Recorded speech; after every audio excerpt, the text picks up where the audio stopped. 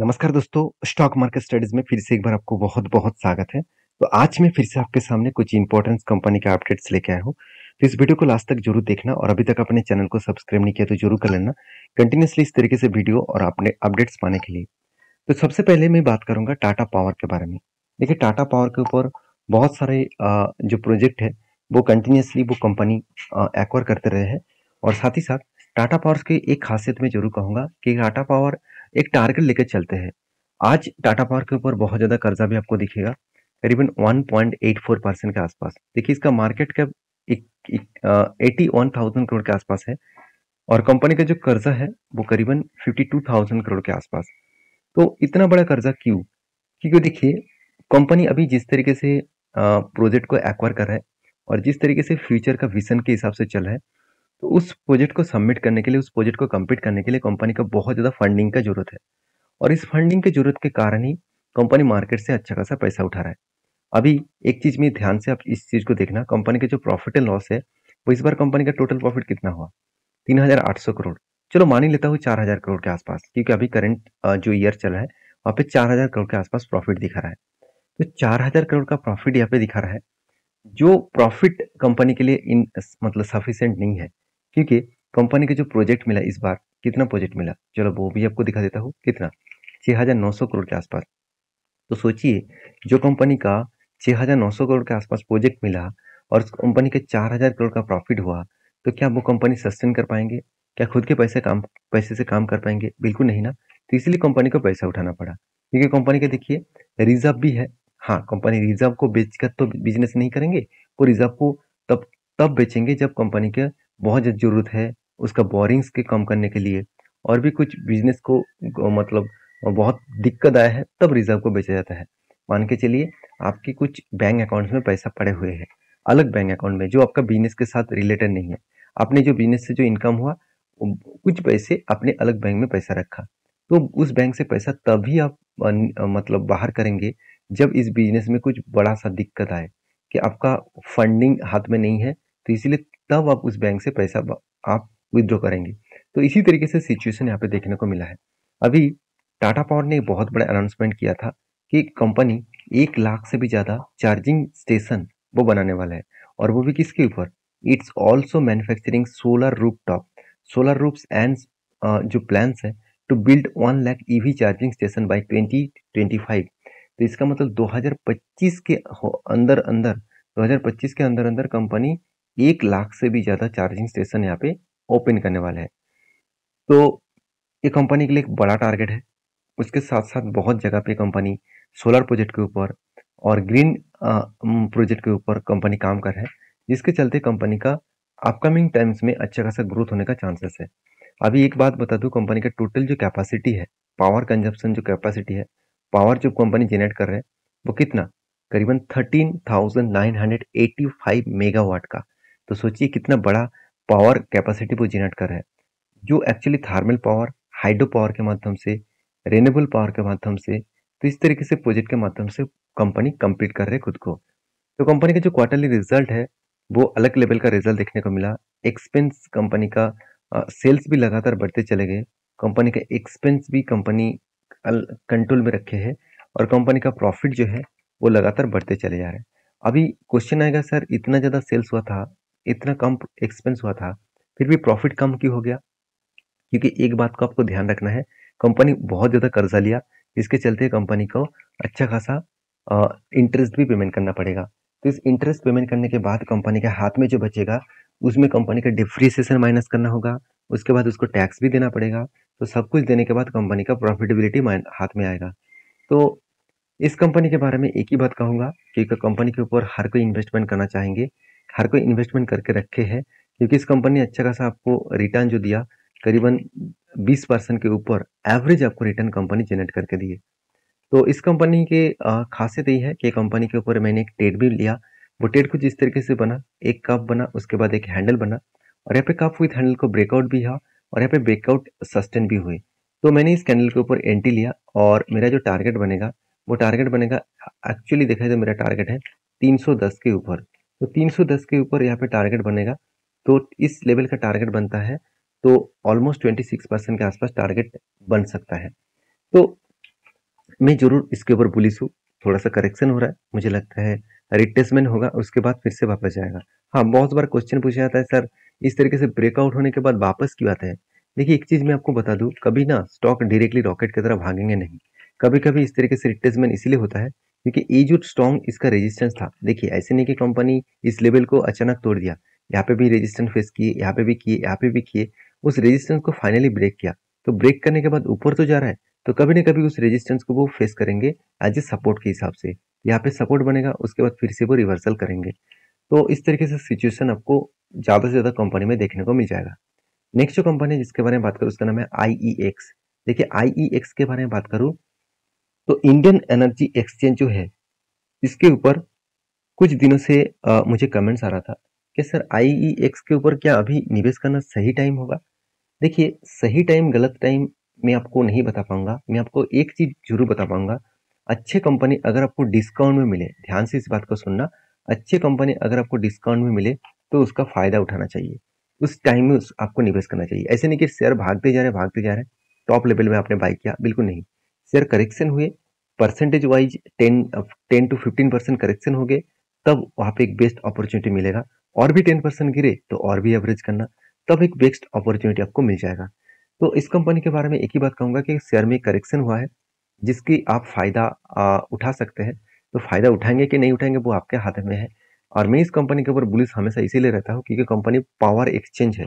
Company एक power exchange है। आप देखेंगे तो कंपनी 2007 में स्टार्ट हुआ था। Indian energy exchange limited provide an automated platform and infrastructure for, यहाँ पे देख सकते हैं, carrying out trading on electricity under the physical delivery and electricity. तो कंपनी का बिजनेस मॉडल के हिसाब से देखा जाए तो कंपनी बता रहे हैं कि company is the first power exchange. Company first power exchange है। आज कंपनी का मोनोपोली बिजनेस थोड़ा सा कम हुआ है, मतलब खत्म हो गया है क्योंकि गवर्नमेंट का कुछ रूल्स रेगुलेशन चेंज हुआ, जिसके लिए IEX का जो मोनोपोली बिजनेस था वो खत्म हुआ। तो फिर भी इस कंपनी का हाई स्टेबिलिटी स्ट्रेंथ है। जैसे कंपनी का डेप्थ एकदम ना के बराबर है, इनकम भी बहुत शानदार है, ROC ROE आपको बेस्ट देखने को मिलेगा। और कंपनी का जो पी रेशियो है वो थोड़ा सा मुझे हाइक लगा, बाकी तो ठीक ठाक ही है। अभी इस कंपनी के बारे में दो चीज मुझे बहुत शानदार लगा, वो है कंपनी का बैलेंस शीट। देखिए बैलेंस शीट में आपको सबसे पहले जो चीज देखना है वो है कंपनी का कितना इन्वेस्टमेंट है। देखिए टोटल जो इन्वेस्टमेंट्स है, आप देखेंगे तो 125 करोड़ था 2012 में। आज देखा है तो कंपनी 1200 करोड़ के आसपास रिजर्व को, सॉरी, इन्वेस्टमेंट को बढ़ा चुके हैं। उसी तरीके से अगर रिजर्व देखेंगे तो रिजर्व भी 75 करोड़ के आसपास था, वो बढ़ के हो चुके हैं करीबन 700 करोड़ के आसपास। और कर्जा तो ना के बराबर है। कंपनी का फिक्स एसेट भी शानदार तरीके से ग्रोथ हुई। अभी यही सभी कारण के वजह से कंपनी के ऊपर एक स्ट्रेन देखने को मिला है। अभी कंपनी का कैश फ्लो के बारे में बात करूं तो कंपनी का कैश फ्लो लगातार लगातार कैश फ्लो को वो मेंटेन्स किए। अभी आप कहेंगे सर मार्च में कंपनी का कैश फ्लो नेगेटिव में आया, किस बेसिस में नेगेटिव आया आपको दिखा देता हूँ। देखिए प्रॉफिट फ्रॉम ऑपरेशंस, मतलब कंपनी जो काम किए उसके लिए कंपनी का प्रॉफिट कितना हुआ, 340 करोड़। मगर company cash from operation activity, actually company के हाथ में कितना पैसा है सब कुछ मिटाने के बाद, नेगेटिव। तो यहाँ पे कुछ नेगेटिविटी तो देखने को मिला है। तो इसका मतलब पैसा अभी भी हाथ में नहीं आया, मतलब जिसको प्रोडक्ट को कंपनी बेचा है, सर्विसेज दिया है, वो पैसा अभी तक नहीं दिया, तो इसलिए वो नेगेटिव दिखा रहा है। इसमें चिंता करने का कोई जरूरत नहीं कि हाँ नेगेटिव है, कंपनी में कुछ खराब हो गया, ऐसे बिल्कुल नहीं। कंपनी का इस बार पैसा आने में थोड़ा सा लेट हुआ। जब मुझे लगता है मार्च मंथ खत्म होने से पहले ही ये डेटा पॉजिटिव में आ जाएगा, क्योंकि कुछ कंपनी का डील होता है कि मैं साल में आपको नवंबर दिसंबर में आपको पेमेंट करूंगा, कि ईयर एंडिंग के हिसाब से आपको पेमेंट करूंगा। तो तब इस कंपनी का डेटा यहाँ पे चेंज देखने को मिलेगा। अब एज ए इन्वेस्टर अगर कंपनी में खराबी होता तो इंस्टीट्यूशन इस कंपनी के ऊपर टिके नहीं रहते, वो पहले से माल बेचकर भाग जाता। अभी इस कंपनी के ऊपर मैंने एक आपको ट्रेड मेंशन किया था, वो ट्रेड कुछ इस तरीके से है। यहाँ पे कंटिन्यूसली एक बाइंग ट्रेड बना था, कंटिन्यूसली एक बाइंग कैंडल बना था, तो यहाँ पे रेंज बना करीबन 21%। टॉप लेवल और डाउन लेवल को मैंने मार्किंग किया, और जब इस कैंडल ने यहाँ पे टच किया और इस जगह पे मेरा एंट्री है, क्योंकि गैप डाउन में ओपन हुआ था तो मैंने उस टाइम में एंट्री ले लिया था। और देखिए उसके बाद धीरे धीरे करके आगे बढ़ रहा है, तो मुझे लगता है इस लेवल तक वो टारगेट अचीव कर सकते हैं, क्योंकि यहाँ पे मैंने एक इस तरीके से कुछ यू जैसे पैटर्न क्रिएट करके दिया। ये लेवल बहुत स्ट्रांग है, इसको देखिए बार बार जब टच कर रहे हैं उसी लेवल से कंपनी वापस जा रहा है। तो मेरे हिसाब से यहाँ पे वापस जाने का चांसेस बहुत ज़्यादा है। बाकी आपके क्या मतलब रीज़न है, वो आपका क्या राय है, ज़रूर कमेंट्स करके बताना। नेक्स्ट जो कंपनी है जिसके बारे में बात करूँ उसका नाम है एसआरएफ। देखिए एसआरएफ के ऊपर बहुत बड़ा एक चर्चा है, क्योंकि देखिए एसआरएफ के ऊपर अभी भी देखिए जो चाइना के कारण जितने सारे स्पेशलिटी केमिकल्स कंपनी है, वो सारे कंपनीज का हालत आज बुरी तरीके से खराब हो चुके हैं। ये चाइना सस्ते दामों में खुद का प्रोडक्ट को ग्लोबली मार्केट में बेच रहा है, जिसके चलते है इंडियन मार्केट के स्पेशलिटी कंपनीज का हालत खराब हो रहा है। तो फिर भी एक बहुत बड़ा अनाउंसमेंट आ चुके हैं। वो क्या है? देखिए आप सभी जानते हैं इजराइल और हमास दोनों के बीच बहुत बड़ा युद्ध स्टार्ट हो चुके हैं, जिसके चलते है डायरेक्टली केमिकल कंपनीज के फायदा मिल सकते हैं। तो ये आप कहेंगे सर इसमें केमिकल इंडस्ट्रीज को फायदा कहाँ पे है? आप जैसे देखेंगे तो अतुल लिमिटेड, एसआरएफ, साथ ही साथ जीएचसीएल, टाटा केमिकल्स और इस तरीके से जितने बड़े से बड़े दिग्गज केमिकल्स कंपनी है, वो सारे कंपनीज का फायदा मिल सकते हैं। क्योंकि देखिए जब कोई युद्ध स्टार्ट होते हैं तो केमिकल का जो डिमांड है वो ऑब्वियसली बढ़ जाता है। तो चाइना से जो प्रोडक्ट ऑल ओवर वर्ल्ड में बेचा जा रहा है, जैसे देखें तो यूरोप कंट्रीज में बेचा जा रहा है, तो अभी जो युद्ध स्टार्ट हुआ है उसके बेसिस में जो चाइना का जो केमिकल्स प्रोडक्ट है उसका डिमांड थोड़ा सा घटेगा, तो उसके चलते है बाकी जो इंडियन कंपनी है तो उसका ग्रोथ होने का चांसेस बहुत ज़्यादा हो जाएगा। तो मैं जरूर कहूँगा केमिकल सेक्टर के ऊपर फोकस रखिए, चाहे वो शॉर्ट टर्म के लिए हो चाहे वो लॉन्ग टर्म के लिए हो। तो इस एसआरएफ के बारे में मैं दो चीज आपके साथ शेयर करूंगा। कंपनी मेरे हिसाब से बेस्ट कंपनी है, क्योंकि इस कंपनी ने बीएससी के ऊपर ध्यान दीजिएगा, बीएससी के ऊपर 7 लाख परसेंटेज के आसपास रिटर्न दिया। कितना? 7 लाख परसेंटेज। और एनएससी के ऊपर कंपनी ने रिटर्न दिया करीबन 1 लाख परसेंटेज के आसपास।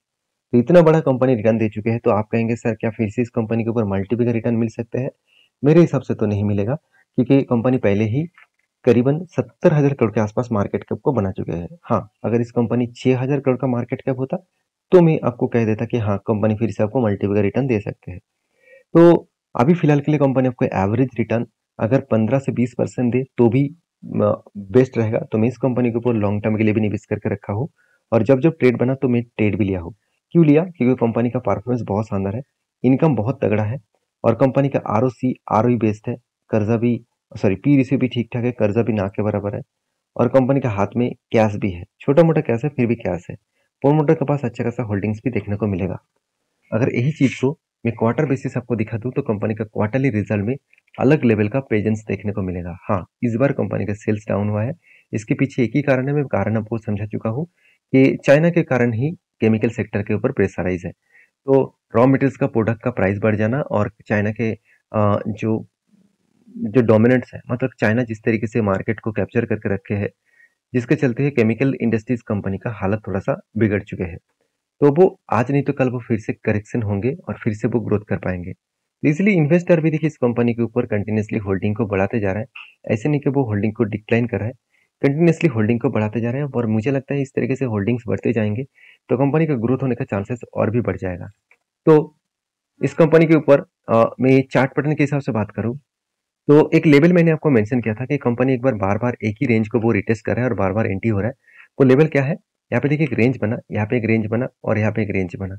इस रेंज में जब जब वो ऊपर जाने के बाद जब जब नीचे आया तब मैंने एंटी लिया, यहाँ पे एंटी लिया था, यहाँ पे टारगेट हुआ, फिर से 2 बार आ, उसके बाद 3 बार, 4 बार, 5 बार, ऑलमोस्ट 5 to 6 टाइम्स एंटी मुझे मिल चुके हैं।